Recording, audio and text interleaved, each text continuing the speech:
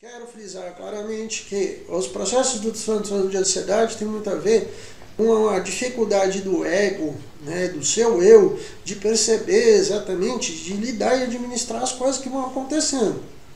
Aí pega esse coitado desse ego, enche ele de ansiedade, né?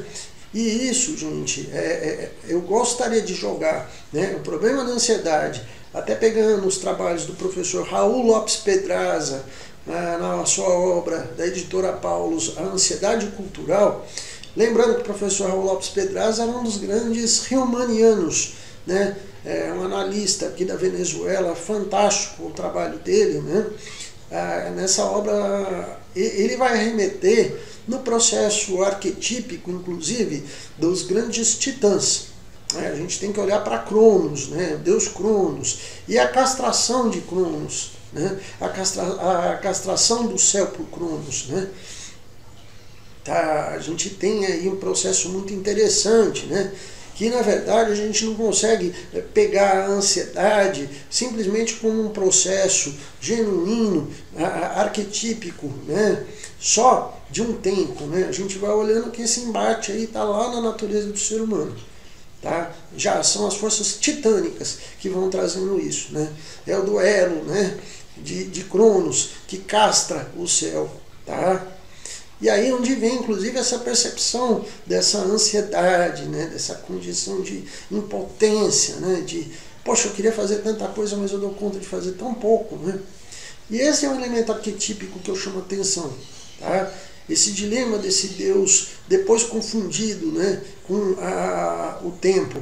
Né? E o tempo, ele é assim, né, lembrando de Alceu Valença, né? A solidão é fera, a solidão devora, né? É amiga das horas, prima irmã do tempo. Tá? Esses sentimentos de angústia, de aperto, né, de poxa, né, de impotência, de estar nesse dilema arquetípico das forças titânicas, da transposição do velho para o novo. E em momentos de transição isso vem muito forte na nossa vida. E isso bate para o coitado do ego, né, e aí a gente desce do arquétipo para os complexos, né, nessa coisa da impotência mesmo, né? Não estou dando conta, o ego pode desistir de fazer as coisas, né? Não está legal, não está bem, não, sabe? Ou ele pode se jogar num outro processo também, de querer fazer tudo e não dar conta de fazer nada direito, né? Tá? A gente tem que tomar muito cuidado com isso. É super importante a gente ter em vistas que a ansiedade, gente, hoje ela é mercado. O marketing se apropriou disso, tá? O capital se apropriou disso, porque pessoas ansiosas consomem mais. Se você estiver tranquilo, suave, sereno, de bem com a vida, você não vai ter vontade nenhuma de consumir o desnecessário. Então, a instituição chamada marketing, tá, que gerencia atividades administrativas e comerciais, né, e vice-versa, gerou muito no ser humano pós-moderno essa coisa de, para você pertencer à sociedade, estar no status quo social, você tem que trocar de carro todo ano, você tem que ter uma casa de pelo menos 1,5 milhão num condomínio fechado. Tá? Você tem que, né, falar 4 idiomas, você tem que ter lido 45 mil livros, você tem, sabe, tem que, tá? Isso é marketing, isso é mercado, isso é, tá, a indústria, o capital querendo que você transcenda o que você necessita. Quero lembrar que tipicamente de outro mito que cabe muito bem na nossa pós-modernidade, que é o mito do rei Midas, da Trácia, tá? É interessantíssimo, aliás, né, rei Midas, ele é aquele cara, né, que disputa com os deuses e ganha um presente, né, que eu brinco que é ao mesmo tempo um presente e uma maldição, né? Ele era tão ganancioso, tá? E estou falando de forças arquetípicas que cabem muito bem na discussão da temática dos transtornos de ansiedade. Né? Rei Midas era tão ganancioso que ele pediu que tudo que ele tocasse virasse ouro. E para a ironia do destino, os deuses o atenderam. Né? Por isso que eu falo muito, gente, cuidado com o que você pede para Deus. Que se Deus te escutar, às vezes você pode estar numa encrenca. Tá? Então ter sabedoria para pedir as coisas é importante, né? Midas não teve essa sabedoria. E realmente, né, ele foi beijar a esposa virou uma estátua de ouro, né? Todo mundo que ele tocava virava ouro, né? E isso passou a ser complicado, porque a água e o pão viraram ouro. E Midas acabou morrendo sozinho, de solidão, de fome e sede.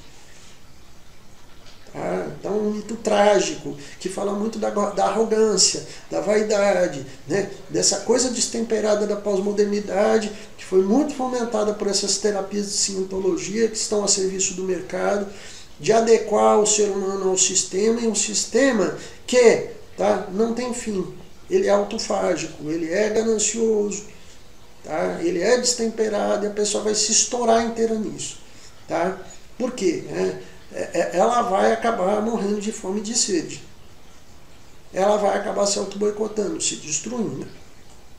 E isso na atualidade é muito comum, né, nos transtornos de ansiedade. E aí onde eu falo que em termos de complexo, o ego ele fica totalmente perdido.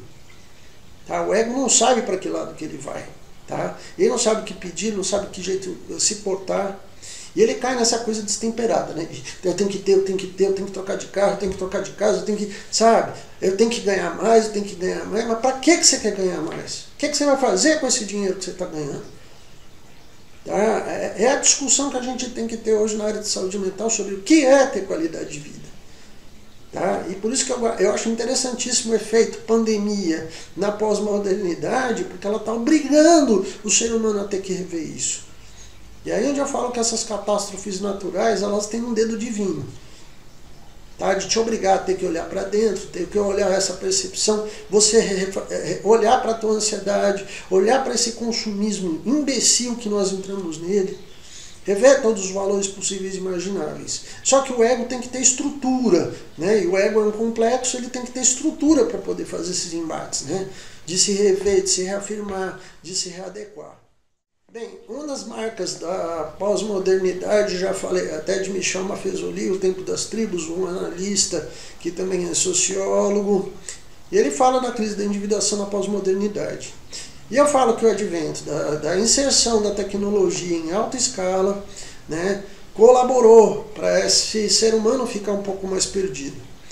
E na verdade a gente vê em um cenário de transformações sociais, estruturais, né, gritantes na área da religião, na área da política, na área da economia, né, as dificuldades socioambientais, né, todo esse cenário aí de autofágico, né, canibalístico que o ser humano vem vivendo, né, ele trouxe também uma condição. Essa crise de individuação, ela está na base de todo o processo de ansiedade. O self, o ser humano perdeu a humildade, né? E aí eu vou falar de outro mito, até para falar do arquétipo da pós-modernidade, né?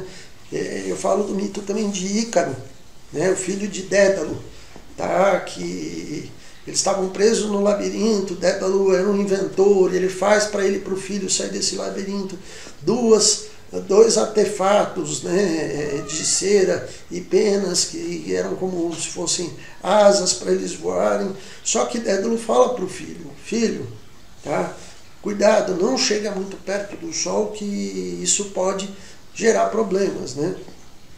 E Ícaro não escuta o pai. Tá? Ele acaba se aproximando demais, ele fica encantado com a luminosidade, a beleza do sol, e lá de cima ele despenca. Tá? Então, a gente fala muito que o processo hoje da pós-modernidade tem muito a ver também com o mito de Ícaro, né?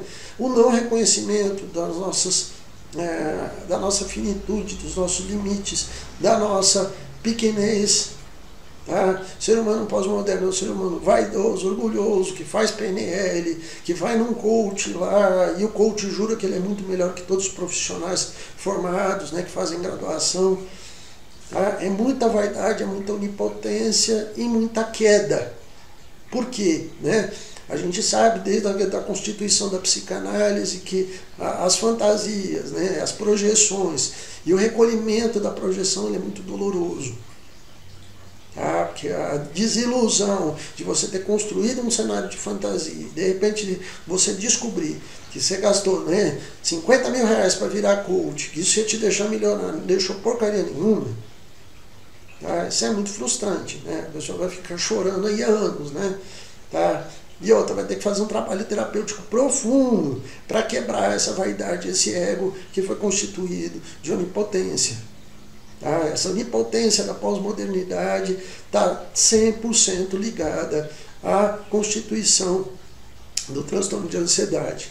E tem um ditado hebreu que eu gosto demais, que acho que cabe muito bem aqui, tá? Que não foi Deus que parou de falar aos homens. Foram os homens que pararam de se ajoelhar para ouvir a voz de Deus. Não foi Deus que parou de falar aos homens, né? Foram os homens que pararam de se ajoelhar para ouvir a voz de Deus. Cadê a humildade? E aí vem junto a teologia da prosperidade, Deus te ordena, Deus é fiel. Pelo amor de Deus. Tá? Essa coisa de arrogância, né? Isso gerou muita ansiedade. Porque a onipotência cega. A onipotência faz cada um de nós virar um Ícaro. Não reconhecer até que limite nós podemos voar.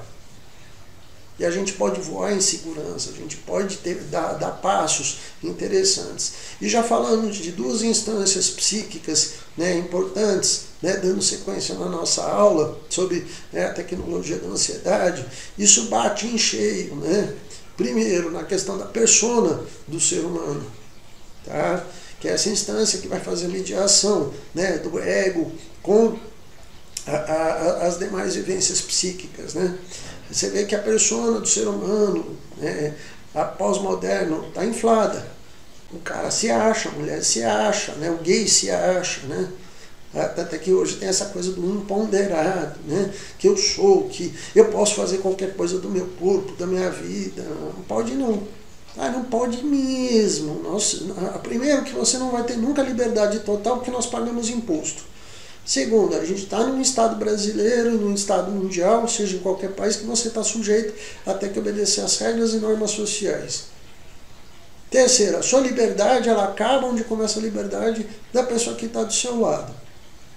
Né? E eu vejo muita gente querer desafiar o mundo, desafiar a sociedade, não respeitando os limites e entrando, né, nessa força arquetípica de Ícaro, né, que vem, se auto-boicota, e aí entra uma segunda questão psíquica, né, que é a identificação com a sombra, que são os processos de auto-boicote.